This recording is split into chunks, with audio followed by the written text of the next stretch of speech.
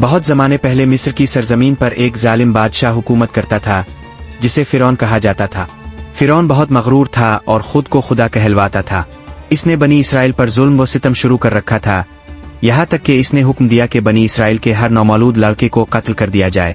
اناؤ دنوں ایک نیک خاتون نے ایک خوبصورت بچے کو جنم دیا۔ وہ بچہ کوئی عام بچہ نہ تھا، بلکہ وہ اللہ کے نبی حضرت موسیٰ علیہ السلام تھے۔ اللہ تعالیٰ نے حضرت موسیٰ کی ماں کے دل میں الہام کیا کہ وہ اپنے بچے کو ایک صندوق میں رکھ کر دریا میں چھوڑ دے۔ اللہ نے وعدہ کیا تھا کہ وہ اس بچے کی حفاظت فرمائے گا۔ دریا کا بہاؤ حضرت موسیٰ کو فرعون کے محل کے قریب لے گیا، جہاں فرعون کی بیوی حضرت آسیہ نے انہیں دیکھا اور کہا، یہ بچہ ہماری آنکھوں کی ٹھنڈک بنے گا۔ ایسا قتلا رو۔ یوں اللہ نے موسیٰ علیہ السلام کو اپنے دشمن کے گھر میں ہی محفوظ کر دیا۔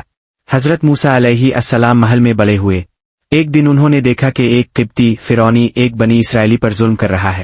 حضرت موسیٰ نے اس مظلوم کی مدد کی، لیکن قبطی مارا گیا۔ موسیٰ ڈر گئے اور شہر چھوڑ کر مدین کی طرف روانہ ہو گئے۔ مدین پہنچ کر انہوں نے ایک کنویں پر 2 لڑکیوں کی مدد کی جو اپنے جانوروں کو پانی پلا رہی تھیں۔ ان کے والد حضرت شعیب علیہ السلام نے موسیٰ کو اپنے گھر بلایا اور اپنی ایک بیٹی کا نکاح حضرت موسیٰ سے کر دیا۔ حضرت موسیٰ نے کئی سال مدین میں گزارے۔ پھر ایک دن حضرت موسیٰ اپنے اہل عیال کے ساتھ مصر واپس جا رہے تھے کہ راستے میں انہوں نے کوہ طور پر آگ دیکھی۔ جب وقرب توئ وزآ، میں تمہارا رب ہوں۔ نجمت نجمت لمح بتعظم تآ۔ اللہ تعالیٰ نے حضرت موسیٰ کو نبی بنایا اور انہیں 2 عظیم معجزے عطا کیے، ایک ان کی لاٹھی جو افدھا بن جاتی تھی اور دوسرا ان کا ہاتھ جو چمکتا تھا۔ اللہ نے حضرت موسیٰ کو حکم دیا کہ وہ فرعون کے پاس جائے اور اسے توحید یعنی ایک اللہ کی عبادت کی دعوت دے۔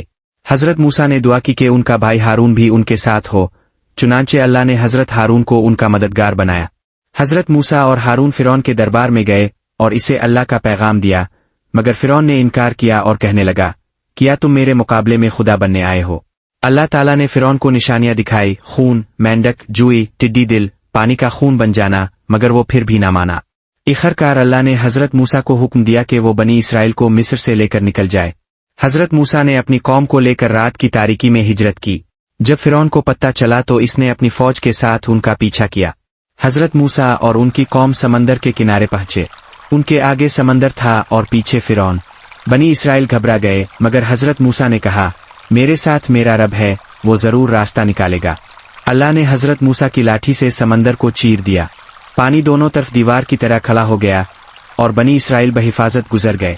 جب فرعون اور اس کی فوج نے پیچھا کیا تو سمندر ان پر واپس آ گیا اور وہ سب غرق ہو گئے۔ اللہ نے اپنے نبی اور ان کی قوم کو نجات دی۔ بعد میں حضرت موسیٰ کو کوہ طور پر توریت عطا کی گئی۔ انہوں نے اپنی قوم کو اللہ کی عبادت کا حکم دیا، لیکن بنی اسرائیل کئی بار نافرمانی کرتے رہے، کبھی بچھڑے کی پوجا، کبھی دنیا کی محبت میں پڑ جانا۔ حضرت موسیٰ نے صبر سے ان کی رہنمائی کی۔ حضرت موسیٰ علیہ السلام کی زندگی صبر، قربانی، قیادت اور اللہ پر توکل کی ایک زندہ مثال ہے۔ ان کی کہانی ہمیں سکھاتی ہے کہ سچائی کے راستے پر چلنے والا ہمیشہ کامیاب ہوتا ہے، چاہے دنیا کتنی ہی مخالفت کرے۔